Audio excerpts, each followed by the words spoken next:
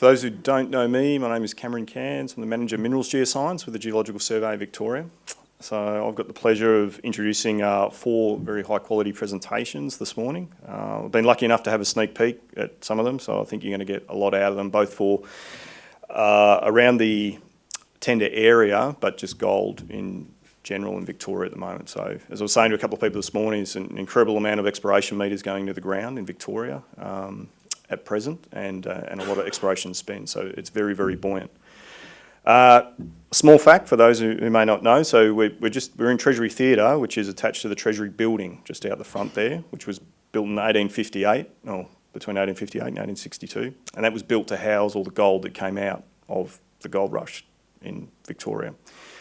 So there's a number of vaults in the bottom. You're free to walk in there and have a look at them. So if you get time, maybe later today. But yeah, it's quite interesting where we find ourselves right now in a new wave of gold exploration and discovery in Victoria.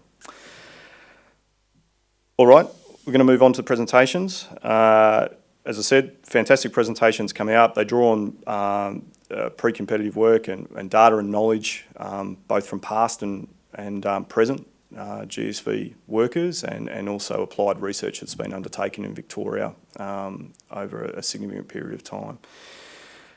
So I'll welcome to the stage Ross Cayley for our first presentation. Ross is a Senior Geologist with the Geological Survey of Victoria, and Ross is going to be speaking on the geodynamics associated with Victoria and South Eastern Australia and the implications for regional gold prospectivity. Thanks, Ross.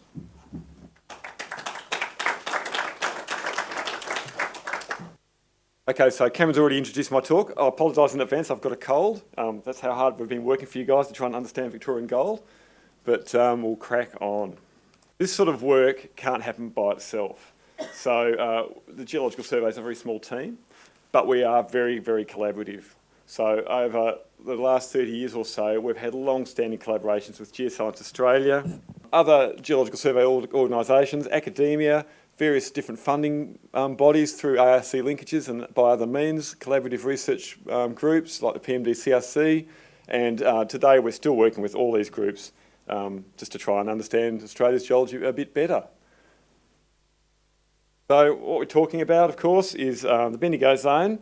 The rocks in the Bendigo Zone are part of the Tasman Fold Belt system and the Lachlan Fold Belt system, so these are rocks of oceanic origin that were sort of accreted onto the eastern edge of Australia starting about 500 million years ago in a series of orogenic cycles since then, going through to about 200 million years.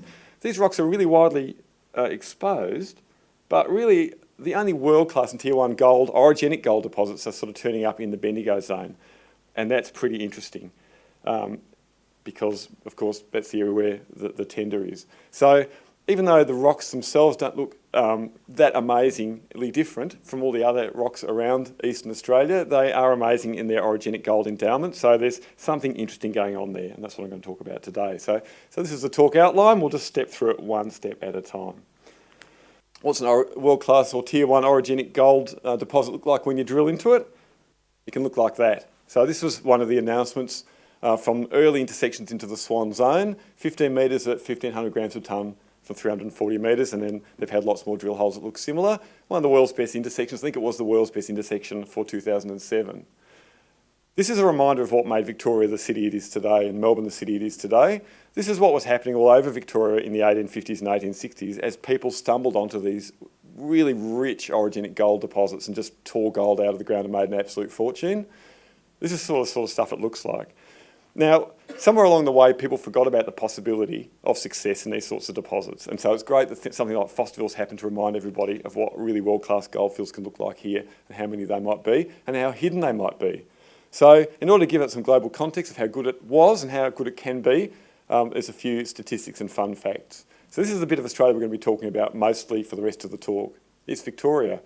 That's the geology. Orogenic gold's sort of confined to the bluey purpley rocks. All the yellowy greeny rocks are sort of cover on top. Okay, so total all-time gold mined globally is almost 200,000 tonnes. Victoria's recorded gold production is about 2,600 tonnes minimum, but probably over 3,000 because so much of the early gold wasn't recorded. That's about 1.5% of all the world's gold, but from a tiny surface area. The productive goldfields are just 0.03 times of the global land area. So what that means is Victoria's goldfield geology is 2 orders of magnitude 100 times richer than the global continental average. Something really unusual is going on here, especially when you consider that the rocks themselves don't look that amazingly unusual. That's why old timers are able to find this stuff. Some fun facts. The only goldfields deposits that have actually produced gold are ones where they're exposed serendipitously to the surface today. And they were discovered by people who basically couldn't read. And if they could read, they certainly didn't know much about geology, but they were good at panning for gold. Our modern understanding has taken some of those deposits and extended them to depth for real value, and there's a few great modern examples of exactly how that can happen. But in terms of finding a completely brand new, blind, new gold deposit, that hasn't happened in Victoria, but we know they can be there, and Fosterville gives you an idea of what that can look like. Of course, the old-timers stuff is still there today, and you can still see some of that stuff just in a time capsule in parts of Victoria, especially parts that you have to walk to get to. Another fun fact, we just haven't really applied the full predictive power of modern geoscience to Victorian goldfields yet, globally. There's abundant opportunities to find blind ones, including in the exposed brownfields, and Fosterville illustrates that potential. The yet-to-find gold estimates for Victoria really focus on under younger cover estimation. So looking at the surface area of the area under newer volcanics or underneath the Murray Basin, they haven't really considered the idea that the brownfields can contain blind world-class deposits. Undoubtedly it can, and we just have to get smarter at trying to work out how we can find those things. And you can sort of see what they might look like. You know, Fosterville's virtually blind. The historic production was very low, but now it's world-class. Okay, so zooming into Bendigo, really we're going to be talking about this little bit of central Victoria for a fair bit now, looking at the geology of Bendigo. So here's a geology map with sort of simplified, showing the position of all the major goldfields, and they're colour-coded by what we think their age is, and that really relates to the age of the regional deformation, and the gold seems to be coming in quite late in the regional deformation. So green orogenic gold deposits looks like they're forming during the Benambran orogeny, sort of 440, 430 million years ago, quite late in the folding process. The Melbourne zone's got a younger structural history, and so its gold deposits seem to be younger, and there's a zone of overlap between the two, and you can sort of see that Fosterville there is FOS, that in the centre of the map there, kind of shows that overlap where you're getting some of the younger style deposits in the older Bendigo Zone terrain. That effect might be more widespread. This paper is from 2011. Our understanding has grown heaps since then. But in terms of thinking about a structural system with congruent gold mineralisation and folding, you can sort of see that they're domainal, separated by these large crustal scale faults. So that's the Mawson Fault in the west in red, and the Heathkit Fault in central Victoria, separating up these areas of different geological history and different gold mineralisation age. If we have a look at the dominant rock type in the Bendigo Zone and the Stall Zone, in here, essentially they're turbidites. It's dominated by deep marine siliciclastic sediments that have been folded. Now what's interesting about these rocks is that when you look at the rocks themselves away from a goldfield, they're not inherently rich in gold. So there are black shale horizons in there which are pyritic, and that's a potentially source of gold and sulphur, and undoubtedly a little bit of gold comes out of them. But looking at the whole state and the whole of Eastern Australia, the relative stratigraphic abundance of black shale is anti-correlated with the goldfields. So for example, Eastern Victoria has so much black shale, it's called a group, the Bendoc group, but there isn't nearly as much proven gold endowment in Eastern Victoria. So there's something else going on. Looking at turbidites, this is some work Frank Beerline did where he categorised different potential rock types and their capacity to deliver gold when you heat them up and metamorphose them. Turbidites aren't the worst rock, granite's the worst rock, but it's almost the worst rock. So if you had to think of a scale of 1 to 100 in terms of its capacity to deliver gold, it's pretty much 1. It's not that great in terms of its capacity to deliver gold. There's something else going on. Okay, so the turbidites aren't the only rock type in the Stall and Bendigo zones. There's also rocks that sit stratigraphically underneath the turbidites. And what are they? Well, they're deep marine rocks, so you'd expect there'd be oceanic rocks underneath. And indeed, we do see these oceanic rocks coming up in the major faults where they've been uplifted towards the surface. It's the Jar Jar Rung supergroup. And what do they look like? Well, they're sort of igneous, mafic igneous rocks, basalts, and sills and related gabbros and dikes. And yes, they're on the sea floor. You get these pillow structures which form in modern rocks in subaqueous environments. That's from Heathkit and the left there. This one's underground at Stall and the hanging wall of the Mawson Fault. You can see there's pillow basalts there as well. The ones at Stall have been squashed a bit they've been deformed, so they're a bit more deformed. The context of these rocks as a deep marine, middle of the Paleo-Pacific Ocean setting is confirmed by things like this pelagic silicious shale called the Goldie Chert, which is also Cambrian. So these rocks are formed in the open ancient Paleo-Pacific Ocean, in a deep marine environment, miles from a continent. They weren't getting any continental detritus, they were just forming these silica oozes and stuff for millions of years, and now they've got turbidites on top.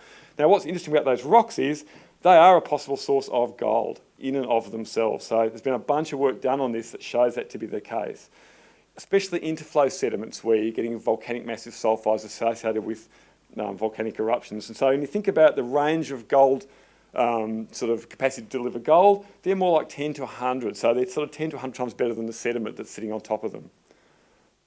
Okay, so that's the Bendigo Zone, the basics, looking at the basic geology. But those rocks have become deformed in that part of Australia. In order to understand that, we have to understand the regional tectonics. So we've got this map of the mineral exploration fairways for Victoria, and we've attributed a whole different bits of the geology to different potential economic type deposits that might be in those rocks, or they seem predisposed to. And the reason we have created this map is we've had to think about the geodynamics and tectonics that have made geology the way it is in Victoria. So here's a stripped back map showing the basic structural elements of the geology. So without going into too much detail, the arrows refer to the direction the faults were verging, or the opposite way that they were dipping, and the age is the colour code. So because of changes in the dip direction of those arrows, back in the 1990s, some academics, Dave Gray and Dave Foster, came up with a really good model that said, well, we think it's all subduction related. There's all these subduction zones causing the deformation, and the different geometries are caused by the different dips of the subduction zones. It's a pretty good model, but it does imply that the whole of Eastern Australia is just ocean crust that's been attached onto the eastern edge of Australia. And some of these rocks, especially the Bendigo Zone, don't look like they were formed in a classic subduction accretion environment. They don't have the right textures and deformation history. So there is some ambiguity there. So we've always been interested in testing this model. So one of the things we're interested in is the area of young deformation in central Victoria. In their model, in the subduction model, it's young because it was the last bit to be drawn into the conveyor belt of the subduction zone, but we thought maybe there's something else going on. The history there is very different. So we looked at the geophysics, and what we found is that old continental crust of Western Tasmania comes under central Victoria and sitting underneath central Victoria. You can see it in this magnetic data coming under Bass Strait. So obviously magnetics isn't enough, you have to test these ideas, so we went to outcrops where we could see these magnetic Tasmanian rocks at the surface, and we traced them into Victoria. So here's an outcrop. Underneath the hammer, we've got these deformed rocks. So they're magnetic, volcanic rocks that have been trashed up, they've got strong folds in them and stuff. And then there's an unconformity on top of that. There's quartz cobbles and pebbles and lithic fragments, so it was in a continental setting because that's where quartz cobbles and things come from. They're coming out of rivers and whatnot. When did that happen? Well, we've got fossils that tell us it happened in the Cambrian in this period here. This is a time-space plot for the whole of Eastern Australia, from west to east and from south to north. Now, what's important about that unconformity underneath central Victoria in the Melbourne zone is it doesn't exist in the Bendigo zone. So in the Bendigo zone, the rocks right next door didn't see this deformation, weren't in a continental setting, were in a deep marine setting, completely different.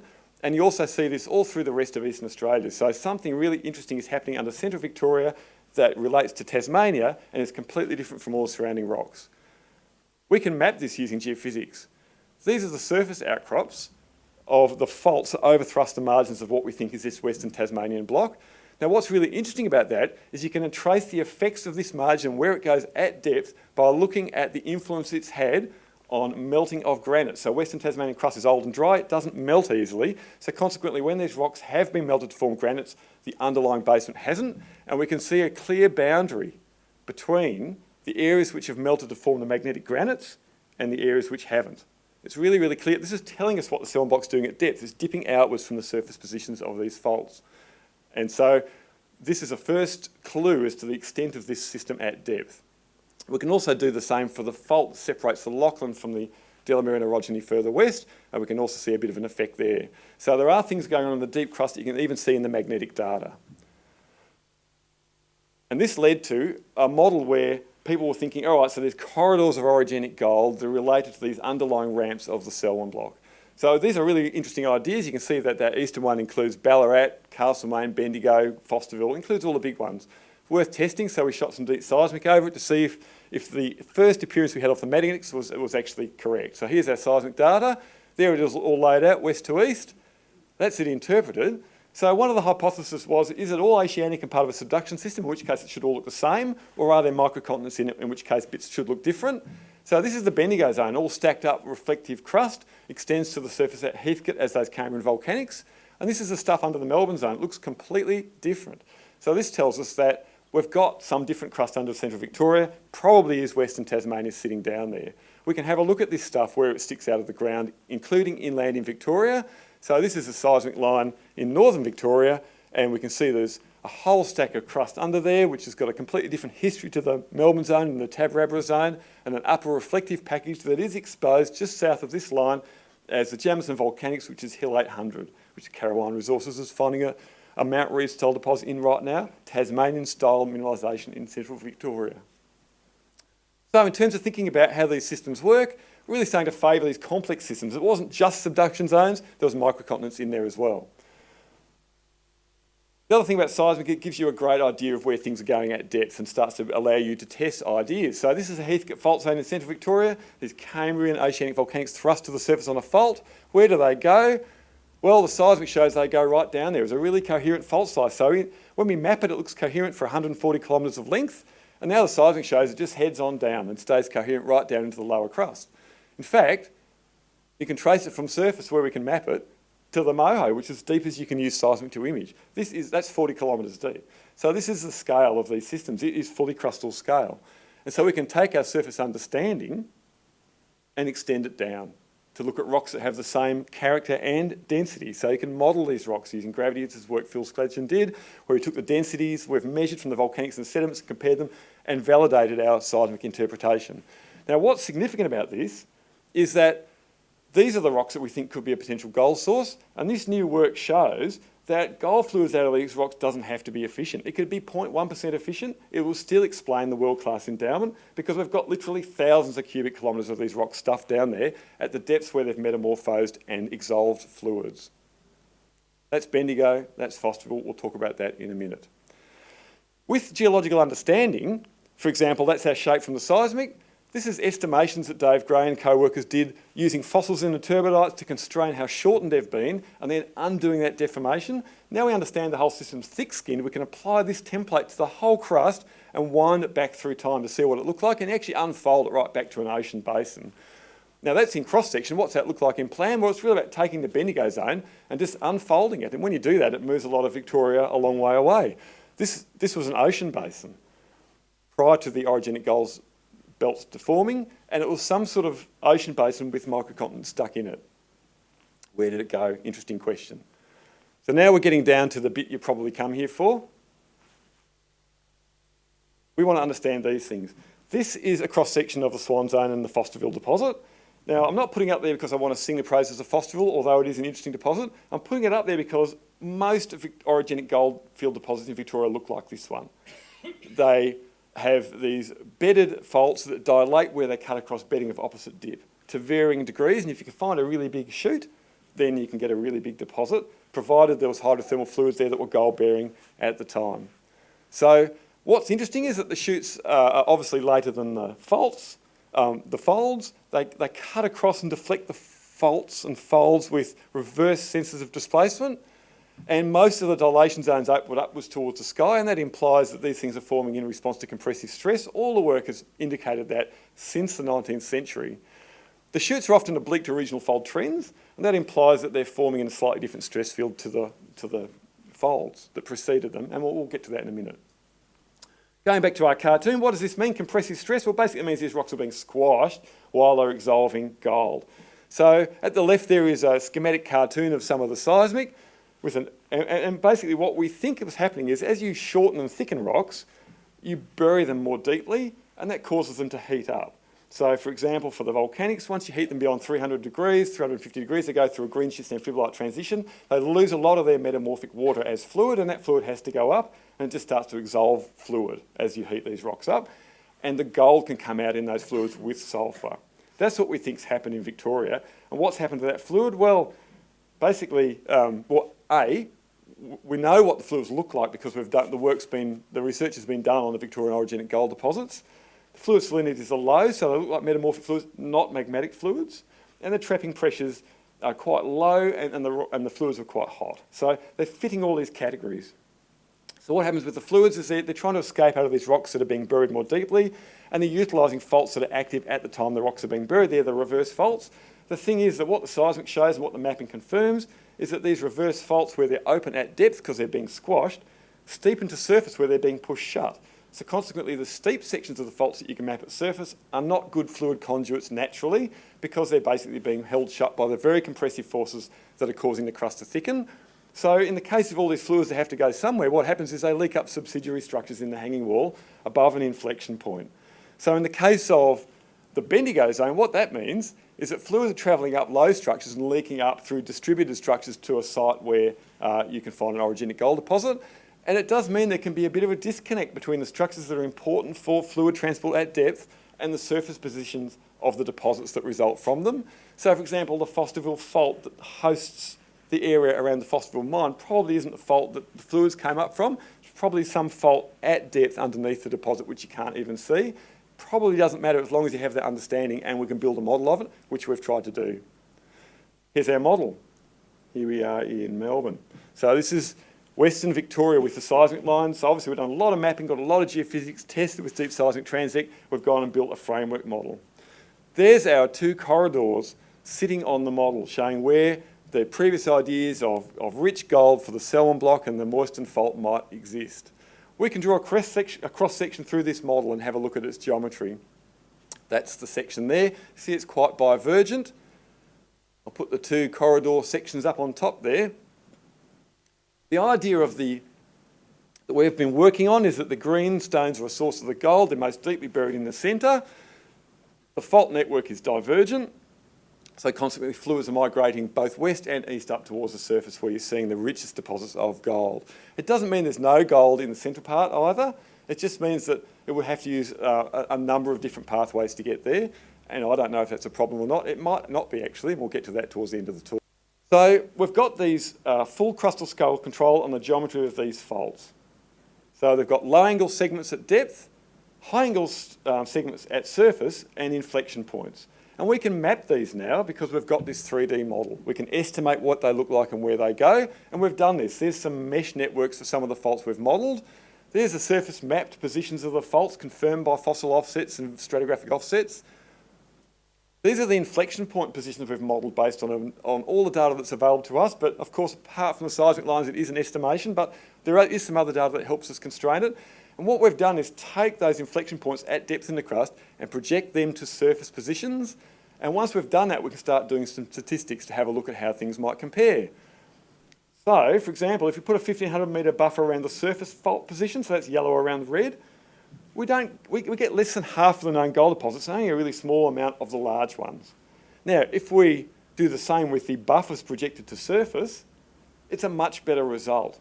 And so this tells us that inflection points win as a first pass predictor of gold position.